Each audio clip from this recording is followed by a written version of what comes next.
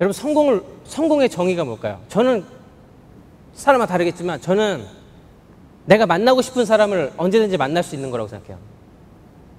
근데 예를 들어서 우리가 안철수 교수님 만나고 싶지만 전화한다고 만날 수 있는 사이 아니잖아요. 근데 이명박 대통령 전화해가지고 내일 점심 먹고 싶은데 할 수는 없잖아요. 하지만 그분들이 전화 와가지고 내일 점심 먹읍시다 그러면 우리는 어떡하겠어? 가야지. 그래서 성공의 정의가 내가 만나고 싶은 사람을 언제든지 만날 수 있는 거라고 저는 생각해요. 근데 반기문 유엔 사무총장님을 내가 만나고 싶다 예를 들어서 그 진짜 어불성설인데. 근데 이글루스에 가면은 다인님이라는 블로거가 계세요.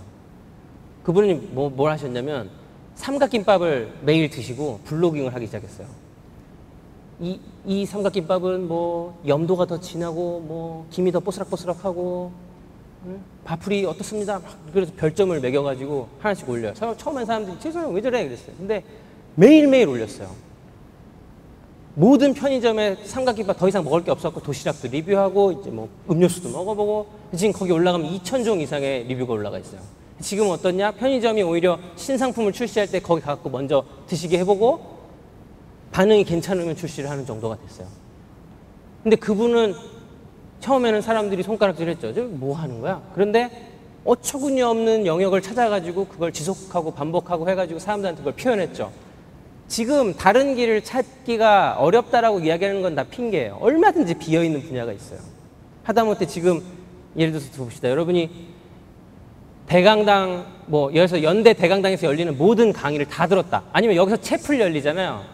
채플 우리가 보통 듣기 싫어하지만 여기 월화수목금 이렇게 채플이 열리는데 만약 그걸 매일 와서 듣는단 말이에요. 어떤 학생이. 그래서 채플에 초대되는 모든 연사들의 강의를 맨날 들어요. 그거를 대학교 4년 내내 했다. 그럼 그 사람은 한국의 채플 전문가 되는 거죠. 유일무이한 채플 전문가. 얼마든지 비어있어요. 근데 채플 전문가가 되면 뭐냐? 연대나 이대에서 교직원으로 모셔갈 수도 있겠죠. 뭐 엄청 많아. 지금 여러분 앉아있는 의자, 강연장에 설치되어 있는 의자들의 소재만 맨날 보고 다닙니다. 여러분 강의장에 들어설 때마다 맨날 1제곱센티미터씩 몰래 잘라가지고 그걸 주머니에 넣어가지고 그거를 표본을 만들어가지고 막 넘기면 막 수백 장의 표본을 만들었다 칩시다. 그럼 여러분 강연장 의자 전문가가 되는 거잖아요. 소재 전문가. 얼마든지 있어. 근데 그런 다른 나만의 분야를 발견해가지고 지속하면 그리고 그거를 그분은 블로그를 통해서 했고 여러분 어떤 매체를 통해서 그걸 사람들에게 알리기 시작하면 누군가 여러분의 이야기를 듣고 싶어하는 사람들이 한 명씩 나타나기 시작해요. 근데 그게 조금씩 더 여러분의 컨텐츠가 주옥 같고 더 여러분에게 공감하는 사람들이 많아지면 많아질수록 여러분에게 다가올 기회는 점점 더 많아지는 거죠. 예를 들어서 처음에는 아무도 알아주지 않던 삼각김밥 전문가 다인님이 이제는 편의점들도 알아주는 편의점 전문가가 됐다라면 반기문 유엔 사무총장님이 한국에 내한했을 때 갑자기 그럴 리는 없겠지만 갑자기 내가 삼각김밥이 먹고 싶다. 한국의 최고의 삼각김밥이. 그랬을 때 그 비서관들이 깜짝 놀라고 누구를 찾겠어요? 그분한테 기회가 갈 수도 있다는 거예요. 그러면 그분이 자기가 알고 있는 최고의 삼각김밥들을 사가지고 만나러 가는 거예요. 그랬을 때 그 관계는 보통 우리가 강연이 끝나면 저 같은 사람은 별거 없지만 여기서 안철수 교수님 오셨다. 그러면 막 그런 분들이 내려가시면 막 학생들이 우르르 가가지고 서로 명함을 교환하잖아요. 또는 무슨 장관님이 오셨다. 막 명함 교환하고. 그러면 학생들은 이렇게 생각해. 내가 인맥을 쌓았다라고. 아니면 그건 너무 높다. 그래서 어떤 사장님 정도 합시다. PR 회사 사장님이 와서 홍보 강의를 하고 내려갔어요.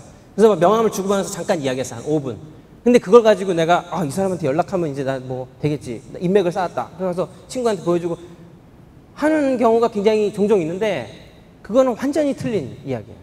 인간관계는 클리어한 기브 앤 테이크 관계. 내가 그에게 줄 수 있는 게 없으면 그도 나를 찾지 않아요. 근데 학생의 입장에서 내가 그에게 줄 수 있는 게 아주 단순한 거예요. 우리가 예를 들어서 동아리다. 그러면 여기 스타트업 연세지만 스타트업 연세 회장이다. 그러면 예를 들어서 하교태 회장이 내가 어떤 사장님을 만났어. 하교태 회장이 어떤 사장님을 만났어. 굉장히 높은 분을. 근데 회장님을 만났다 싶시다. 그런데 대등한 관계가 아니잖아요. 학생이니까. 근데 대등한 관계를 만들 수 있어요. 왜냐? 그 회장님은 젊은 사람들을 만날 기회를 얻고 싶을 수가 있어요.